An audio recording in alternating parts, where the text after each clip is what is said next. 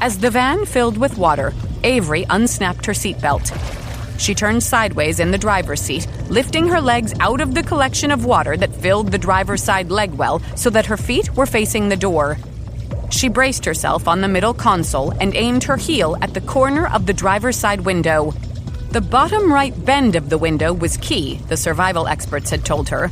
The junction where the tempered glass met the frame represented the weakest part of the window. Struck properly, the window could be dislodged from the door frame in one piece. Striking the center of the window, on the other hand, would put a hole in the tempered glass and slice her foot to pieces.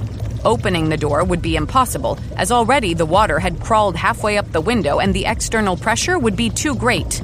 Avery bent her leg, bringing her knee toward her face, grabbed the steering wheel with her right hand and the driver's side headrest with her left, and kicked the corner of the window. She closed her eyes on impact and waited for water to pour through the opening. When nothing happened, she opened her eyes. The kick had done nothing. The van sunk lower in the pool, with the water line now bouncing above the driver's side window. She closed her eyes and kicked again. This time, a spiderweb fracture twisted from the corner of the window. Sensing the lenses all around her, from the GoPro cameras mounted inside the van to the underwater cameras positioned in the pool and focused on her, she pulled her leg back one more time and kicked with all her strength.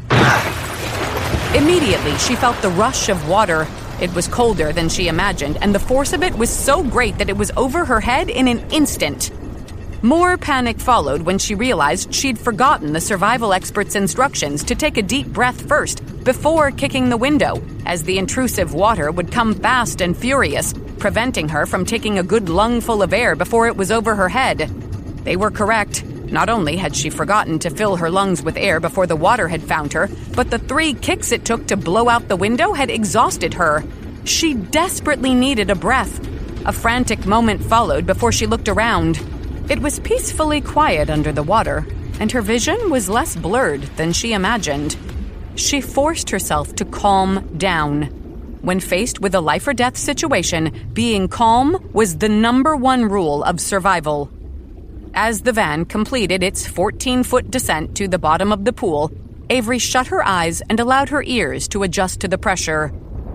When the van kissed the bottom, she opened her eyes and saw the cameraman pointing his lens through the missing window. She saw the rescue divers watching closely for Avery to give the abort signal.